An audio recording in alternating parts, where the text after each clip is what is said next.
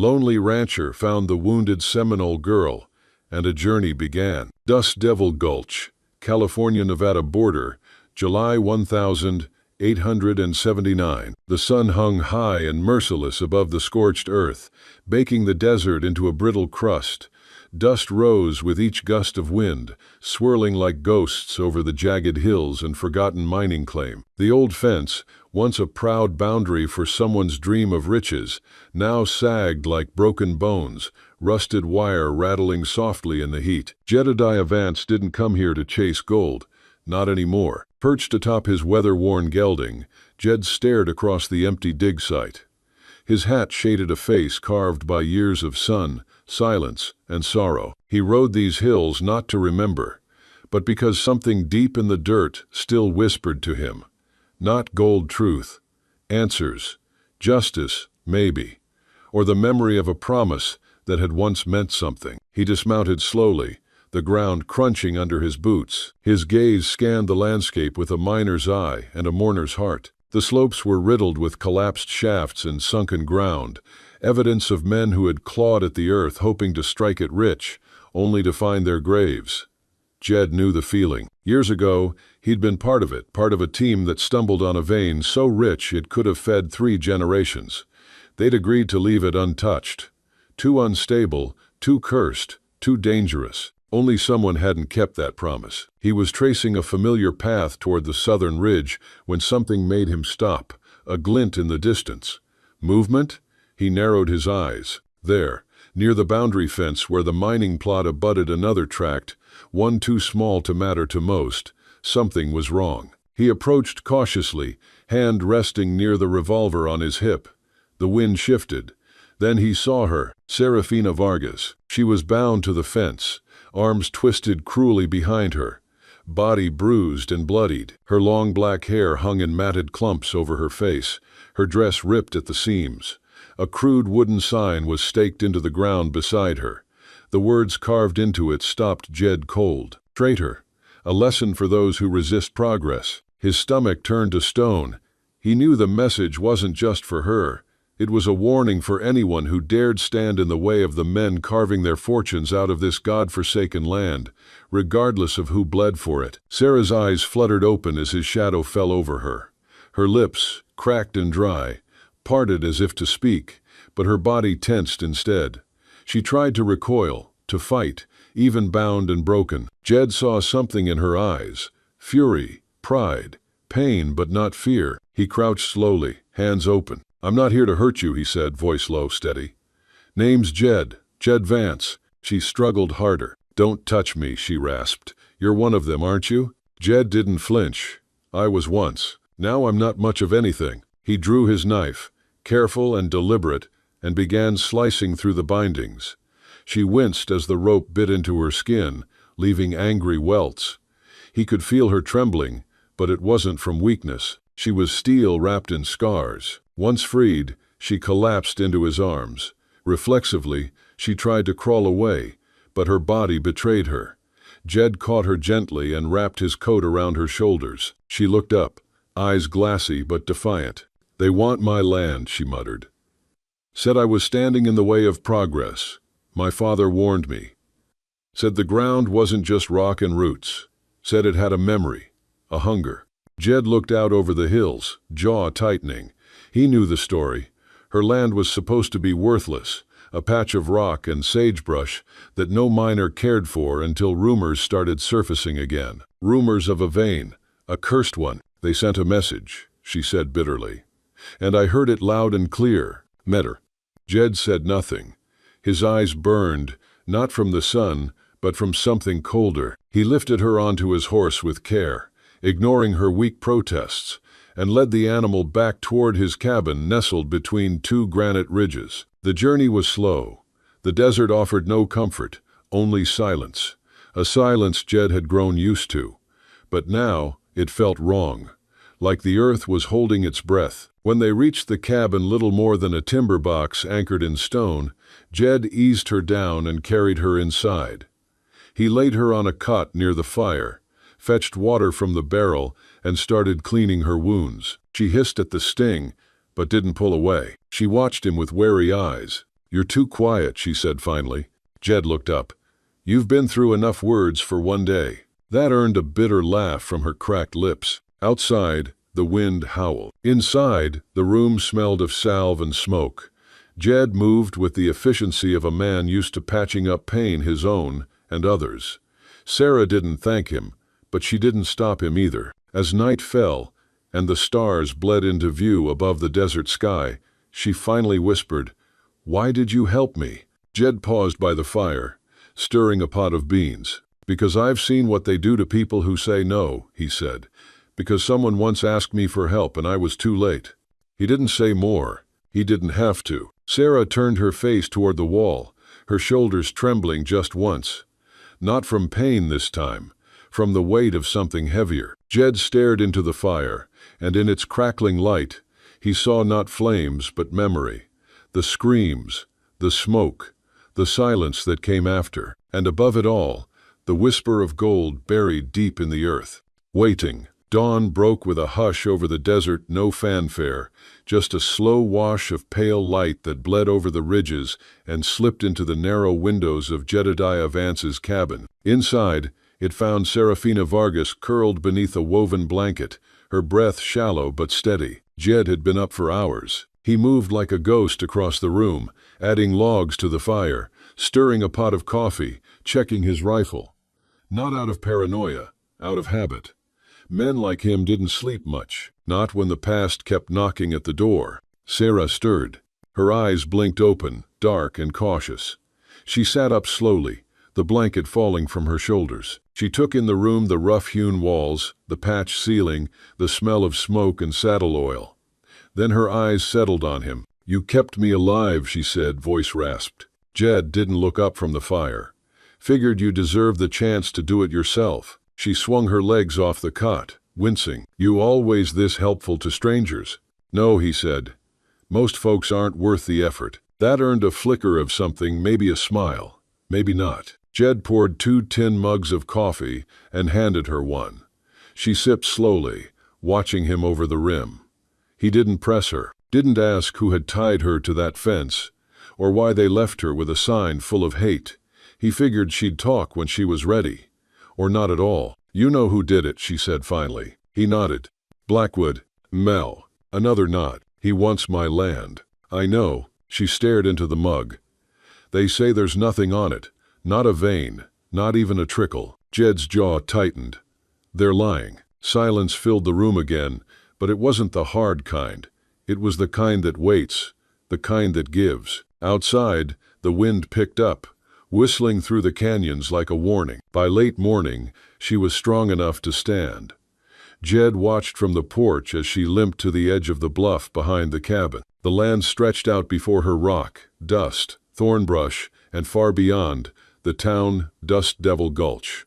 A town rising too fast, built on hunger, not hope. She stood there for a long time. When she returned, her eyes were clearer, harder. "I need to stop him," she said. Jed met her gaze. "Then you need proof." They rode into town that afternoon. Jed kept his hat low, his rifle slung loose. Sarah wore a scarf to hide her bruises, but her eyes told the truth. The streets were louder now, miners, traders, mercenaries passing through like wolves in dust. The town pulsed with tension and greed. Every saloon echoed with rumors of gold. They stopped at the courthouse. It looked like any other frontier building, 2 stories, whitewashed, with columns that pretended at justice. Inside, it smelled of ink, sweat, and something colder. Fear dressed as order. Judge Elias Blackwood stood behind a desk that was too polished, too proud. His silver hair was combed back, his mustache trimmed sharp. He smiled when he saw Jed and Sarah. "Mr. Vance," he said, voice smooth as oil. "And Miss Vargas. What an unexpected visit." Sarah didn't flinch. "You tried to kill me." Blackwood raised his brows. "That's a serious accusation, Miss Vargas." Jed stepped forward. "And yet, not surprising." The judge's smile didn't fade. "I'm simply enforcing the law. Eminent domain allows the town to repurpose unused land for the good of the community." Jed snorted. "Funny. That land's been in her family for generations. Never heard of the town caring until rumors of gold surfaced again. Blackwood's eyes narrowed. You'd be wise not to interfere. Jed leaned in, slow and steady. And you'd be wise not to assume I scare easy. The judge held his gaze for a beat, then shrugged. Progress waits for no one, Mr. Vance, and sometimes it demands sacrifice. They left without another word. Back at the cabin, Sarah sat beside the fire, her face tight with thought. My father, she said, used to talk about the land like it was alive, said it knew things, remembered things. Jed nodded. Some dirt don't forget. She glanced at him. He never let anyone dig, not even him. Said there was a reason. Most folks think it's superstition. Most folks never live for it. Jed understood. He told her then about his own family, the day the fire took everything. How the map was lost. How the truth vanished in smoke and silence. I thought it was bad luck, he said. Now I think it was something worse. She looked at him, really looked. You think Blackwood was there? I think he made his fortune on what he stole. Sarah went quiet. Then, almost too soft to hear, I have something. She reached into her satchel, pulled out a weathered Bible. Inside, folded between brittle pages, was a map, hand-drawn, marked with symbols and warnings. My father hid it here, she said. Told me never to follow it. Told me to burn it if anyone ever came asking. Jed unfolded it carefully. His eyes scanned the lines, the ridges, the red X at the center. His breath caught. I know this place, he whispered. My father and yours. They found it together. Sarah's voice shook. Then one of them died for it, and the other disappeared. Jed looked up. No, he said. The other became a judge. Lo. Night blanketed the desert like a shroud. Stars dim behind a curtain of drifting dust. In the flickering light of Jed's lantern, the old map lay stretched across the wooden table like a wound reopened. Sarah traced her fingers over the symbols, spirals, jagged lines, sunbursts. He said these weren't just warnings, she murmured. They were promises. Jed sat across from her, his jaw tight, eyes unreadable. He had stared at the same patterns in childhood, in the margins of his father's journal, never understanding. Not until now. He wasn't just trying to protect you, Jed said. He was trying to keep everyone out. A knot formed in Sarah's throat. He knew what greed would do. Outside, the wind howled like a memory. By morning, the map had led them beyond the familiar ridges, into the heart of a canyon no one dared to name. Jed moved with practiced ease, guiding their horses along the dry creek beds, past coyote dens and rusted mine carts swallowed by time. Sarah rode behind, her eyes sharp despite the bruises. How far does this go, she asked. All the way to the end of everything, Jed replied. If the map's right. Then, they camped beneath a wall of red rock that rose like a cathedral, where their fire cracked low and careful. The desert didn't forgive noise. Sarah stared into the flames. You think the vein's real? The gold? Jed didn't answer right away. Then he said, I think it's more than gold. She looked at him. He added, it's truth, buried deep. Back in Dust Devil Gulch, Judge Elias Blackwood tapped ash from his cigar onto a silver tray. He stood in his office, clean, ornate, cold. Around him, deputies stood in silence, awaiting orders. Vargas is alive, Blackwood said, his voice calm, and she's with Vance. A grumble rippled through the room. Should have finished the job, one muttered. Blackwood turned, slowly, deliberately. That girl is sitting on more gold than this town has ever dreamed of. You want to shoot her, you better find the deed first. Another deputy frowned. Thought you said there was no gold. The judge smiled. That's what I said, not what I believe. He poured a glass of bourbon, took a slow sip. Find them, quietly. I want her land signed over before the boom. No witnesses, no blood unless I say so. 3 days later, Sarah and Jed returned to the outskirts of the ranch. The land looked the same, but everything felt different. We found the marker, Jed said as they dismounted. Vein runs right under your east ridge. Sarah glanced at the soil. He always said it sang at night. Jed raised an eyebrow. She shrugged. Old stories. The kind you only believe when no one's listening. That night, she dug out her father's Bible again. Hidden inside was more than the map, old letters, receipts, a photograph, Two men in mining gear, smiling under the shadow of youth. One was Jed's father, the other was hers. Jed stared at it a long time. They were partners. Until someone else came along, Sarah said. Someone they trusted. Jed didn't speak. He didn't have to. At dawn, they rode into town again, not for violence, not yet, but for truth. The courthouse was quieter this time. Blackwood wasn't there. They stepped inside anyway. Jed led her to the records room, a narrow hall of dust and shelves. He moved like he knew where to look because he did. Here, he said, pulling down a file wrapped in twine. He opened it slowly, revealing land grants, forged documents, signatures that didn't match. Sarah read the names, her father's, hers. But the ink was wrong. Dates changed. Witnesses invented. They erased you, Jed said. No, Sarah whispered. They tried to. From behind them, a voice called out, "Trespassing's a crime, Vance." They turned. Judge Blackwood stood at the door, flanked by two deputies. Jed didn't flinch. "So's fraud." Blackwood smiled without warmth. "This town runs on the backs of men who know when to shut up." Sarah stepped forward, voice clear. "And on the bones of those who didn't." "Leo." The judge's eyes narrowed. "This is your final warning." "No," Jed said, "this is yours." They left before the tension snapped, but the line had been drawn, and both sides knew it. Back at the ranch, thunder growled across the desert. A storm brewed not in the sky, but in the hearts of men. Sarah found Jed sharpening a knife beneath the porch light. "You ever kill a man?" she asked. He paused. "Only when I had to." She nodded. "What about you?" She looked out toward the land. "Only in dreams." They sat in silence, side by side, their breaths syncing with the wind. Something had shifted, not just in the air but between them. "I never thanked you," she said finally. Jed looked at her. "Don't need to." She reached for his hand. "I want to." Their fingers met in the dark. Later that night, she woke with a start. Voices. Horses. Jed was already up, rifle in hand, coat half-buttoned. "Company," he said. They stepped outside. From the ridge, lanterns flickered like false stars. Blackwood's men. 6, maybe more. Quiet, but not subtle. Jed turned to Sarah.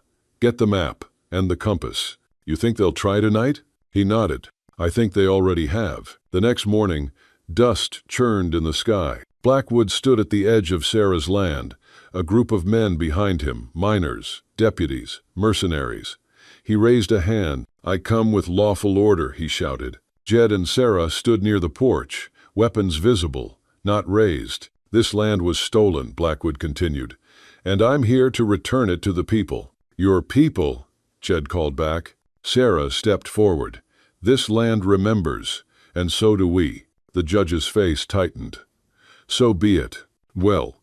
He waved a hand. His men surged forward, but Jed and Sarah were gone. Through the back pasture, they'd already slipped into the ravine map in hand, compass steady, heading toward the only place left untouched, the heart of the mine. It waited. Dark. Ancient. Hungry. Dusk painted the cliffs in streaks of copper and rust as the wind swept down from the high ridges, carrying the scent of dust and danger. Jedediah Vance led the way on foot now, his mare tied to a juniper trunk, ears twitching at every gust. Behind him, Serafina gripped the old compass with both hands, her knuckles pale, her breath steady and measured. They'd left the ranch before dawn, taking a route only Jed remembered, a dry gully choked with thorn brush and sun-bleached bones, far from the trails the judge's men might know. They hadn't spoken much since the raid. There hadn't been time. Jed stopped at the base of a bluff, where the rocks slanted inward like a broken jaw.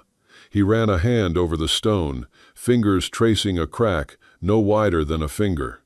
"This is it," he muttered. Sarah leaned in beside him, her breath warming the cold stone. "There's no door?" "There was," Jed said. "They buried it. Thought they could forget it that way." With a grunt, he pushed against the stone.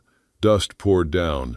A section of the rock groaned, shifted, then gave way with a low, hollow sound. Darkness yawned open before them, a narrow tunnel, low and slanted, like a throat carved into the earth. Sarah tightened her grip on the compass and stepped in without hesitation. The tunnel stretched deep, deeper than either had expected.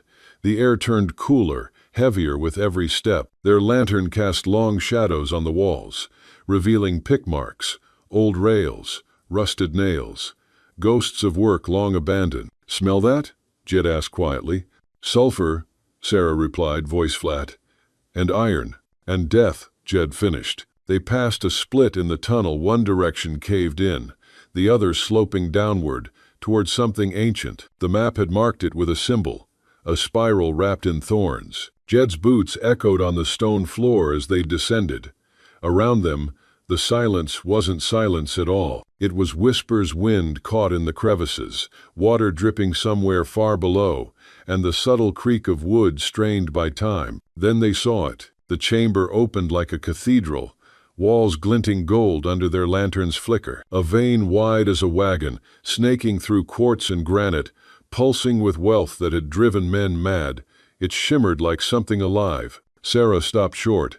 "This is real." Jed didn't answer. His eyes were on the far wall. A carving, a warning. An eagle split in two, wings on fire. He reached out, touched it. "Your father was right," he said.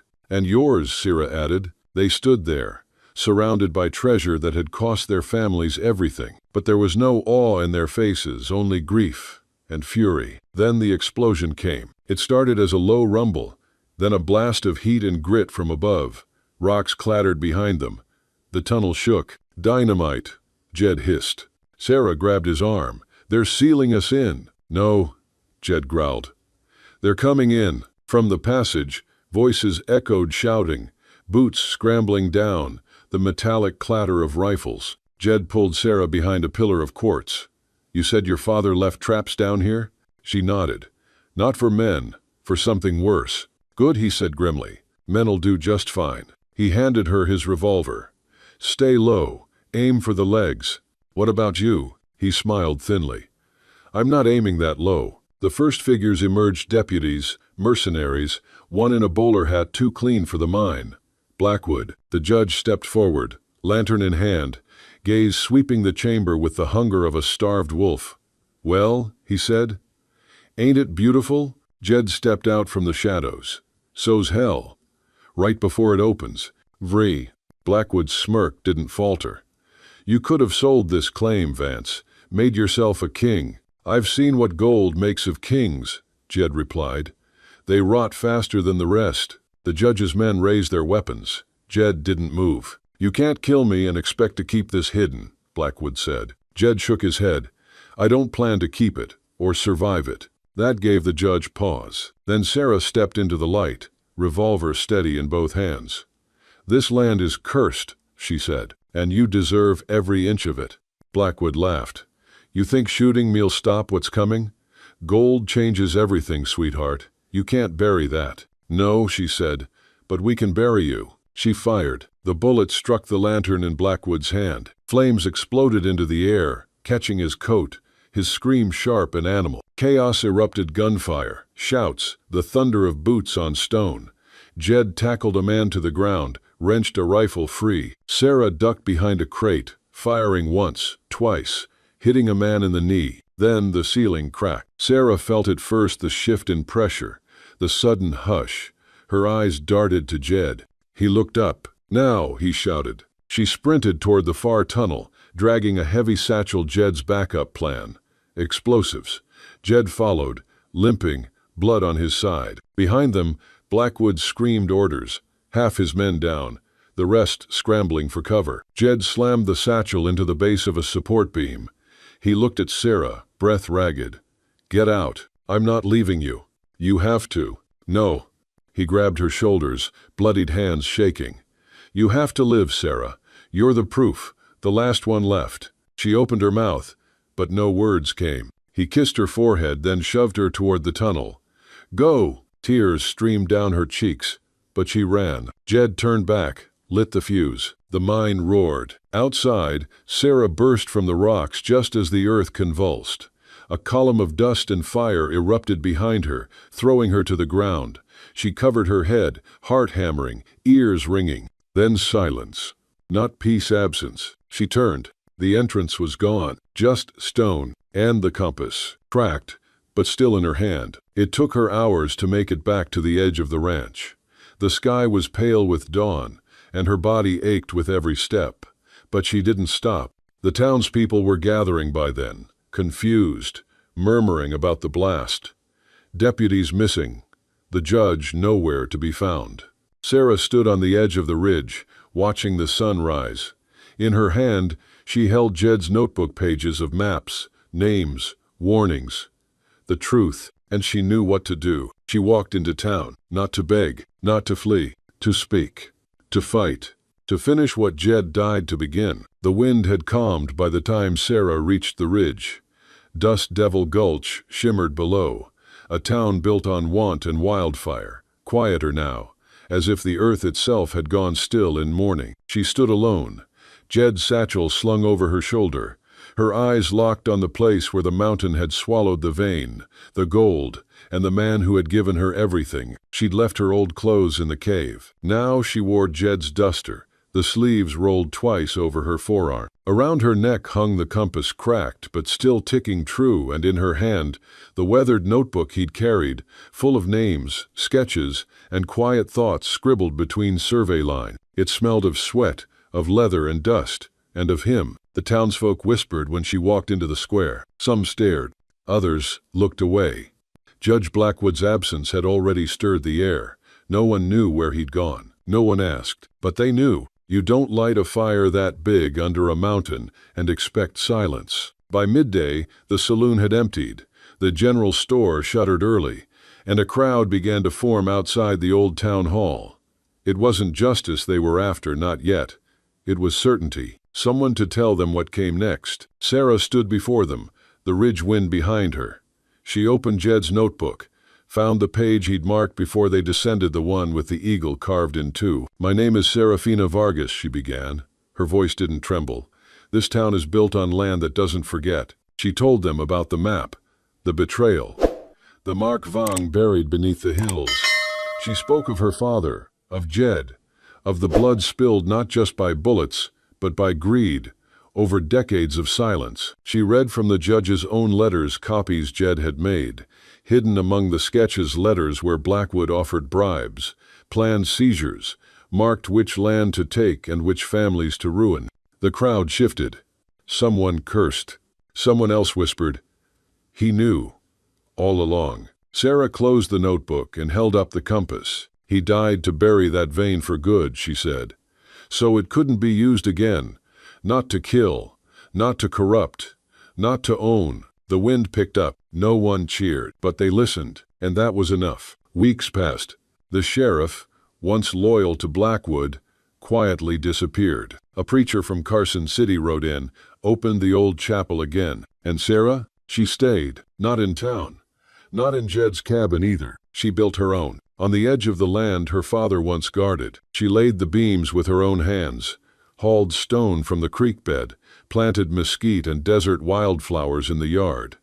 The neighbors helped where they could, not out of pity but respect. She never asked for much, but the garden bloomed. Inside the new cabin, she kept few things: the compass, the notebook, a tin cup Jed once used to measure soil weight, and the laban her father had carved names into. All of them men who never made it out of that mine.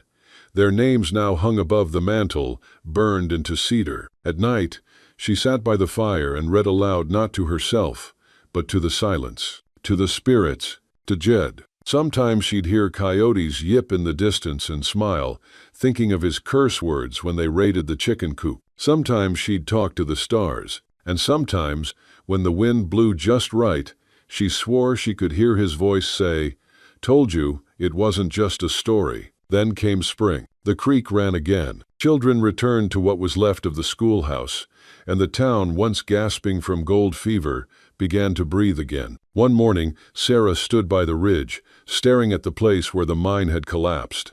There was no marker, no gravestone, only stone and scrub, and the soft hum of wind weaving through the rocks. She knelt down and pressed her palm to the earth. "Still holding?" she asked quietly. The ground didn't answer, but she felt it. The quiet, the promise. She rose and turned back toward the trail and stopped. A figure stood at the edge of her land. A rider. Young, maybe 16.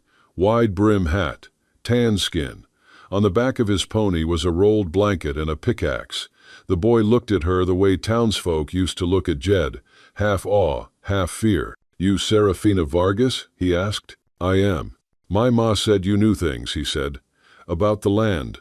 About what not to dig." Sarah crossed her arms. "Depends who's asking." He shifted awkwardly, then pulled a worn envelope from his vest. "My uncle was one of Blackwood's men. Died in the cave. He left this. Said if I ever wanted to not make the same mistakes, I should find you." She took the letter, weighed it in her palm. "What's your name?" "Tomas." "You looking for gold, Tomas?" "No, ma'am," he said, honest and firm. "I'm looking for the truth." Sarah smiled, a small, soft smile. "Then leave that pickaxe here," she said. "We'll start with a shovel and a question." He nodded. And just like that, the teaching began. By summer's end, Sarah had 3 students, 2 boys and a girl. They built a table beneath the cottonwoods and mapped the old fault lines with stones and chalk. They studied the plants that grew only near broken soil, the way wind moved around hills. They learned about what was buried, not just gold, but stories, warnings, lessons. Sarah taught them what Jed had taught her, that not all treasure is meant to be found, that some veins bleed more than gold, that sometimes the greatest act of love is to bury something deep and never go back for it. At night, she sat by her fire, her belly rounding now with new life. A child, unexpected but not unwanted. Her hand would rest over it, feeling the flutter of possibility, and she'd whisper name, Jed, Aylin, truth. The child would grow beneath stars and smoke, in a house built on both sorrow and strength. And when they asked, years later, who their father was, Sarah would take down the notebook, place the compass in their palm, and say, he was a man who cut through rock to find something softer than gold. Time moved. Dust Devil Gulch faded from maps. The gold dried up, or maybe it was never there to begin with. But some folks remembered an old story about a man who died for a truth no one else could see, about a woman who stayed behind not to mourn, but to guard, and a mountain that never gave back what it swallowed. One autumn evening, far from any trail, a traveler camped at the base of a broken ridge. He built a small fire and brewed bitter coffee in a rusted pot. Nearby, he saw a strange shape in the cliff wall, like a doorway sealed shut with stone. When he asked a passing merchant about it the next day, the old man only nodded and said, "That's where the gold sleeps." The traveler raised an eyebrow. "You mean a mine?" The old man shook his head. "Number A grave." And he left it at that, because some stories ain't meant for loud places. Some names are better whispered, and some love never stops burning quiet as coals beneath the earth. Years passed. The child grew tall under desert sun and cottonwood shade, with eyes dark like Sarah's and a mind sharp like Jed's. They named him Elias not after the judge, but to reclaim the name, to give it new roots, new meaning. "Names don't own people," Sarah told him one evening. "We choose what they carry." Elias learned the land before he could read. He knew which rocks sang when rain came, which lizard signaled change in the wind. He asked questions the way some boys ask for candy, insistently, endlessly, and Sarah never turned him away, not even when the questions hurt. "Did my father love you?" She'd pause sometimes, but always answer. "More than gold," she'd whisper. "More than the stars." Lo! At night, Elias sat by the fire, tracing his fingers over the carvings on the old compass, now dulled from years of handling. Was he brave? Sarah nodded. "Braver than I ever was." But in truth, bravery had changed shape for her. It wasn't only facing a gun or lighting a fuse, it was staying, raising a child in a world that once wanted to bury her. It was teaching when no one asked her to. It was walking into town every few months, standing tall in the very square where they'd once condemned her, and letting the past see her alive and unbroken. The town softened with time. Dust Devil Gulch no longer whispered judgment. Instead, they nodded when she passed.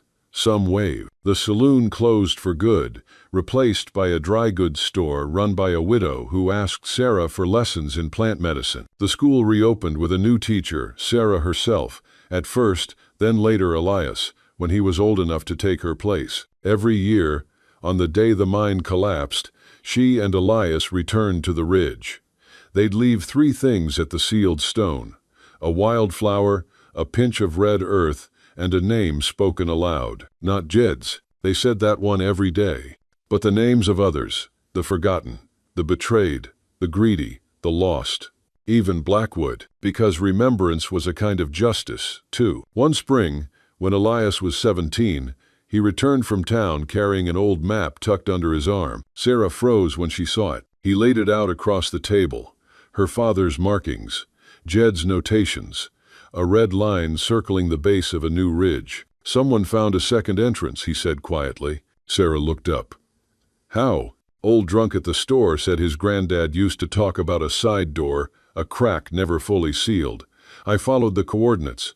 There's something there, Ma." "Oh." Sarah didn't speak. Her fingers clenched the edge of the table. Elias hesitated. "I'm not going down there. I know what you and Dad gave up. I just thought you should know." She nodded. Later that night, when the fire had burned low and Elias had gone to bed, Sarah sat alone on the porch. Her hands trembled not with fear, but with the weight of memory. She whispered into the night, "You were supposed to be gone forever." But the past, like gold, never stayed buried. It shimmered, it waited, and sometimes it called back. Days passed. Sarah dreamed of the mine again, of Jed's hand in hers, of the echo of boots behind her and the scent of smoke in the rocks. When she woke, her hands were dirty, as if she'd been digging in her sleep. Elias watched her carefully. He didn't ask, didn't push, but he stayed close. One afternoon, she called him over. "I need to go back," she said. Elias paled. "Into the mine?" "No," she said. "To the door, just the door." "Len?" He nodded. They rode at dawn. The sky was pale and wide, clouds smeared like charcoal over blue. The new entrance wasn't far hidden between shale cliffs, obscured by scrub, but it was there, a slit in the earth. Breathing, Sarah stood before it, hand resting on the stone. "I came to seal you once," she whispered. "Now I come to warn you again." She knelt, pulled a leather pouch from her saddlebag. Inside, a small bundle of crushed red roots, sage, and a stone marked with a seminal symbol for protection. She placed them at the entrance, murmuring prayers between breaths. When she stood, the air felt different, heavier, a little more at peace. Elias touched her shoulder. "Is it over?" "No," she said, turning to him. "But we're ready this time." They left the ridge in silence. Behind them, the wind stirred gently, like a spirit exhaling. Years turned again. Elias married a healer's daughter from New Mexico, sharp-eyed and gentle-voiced.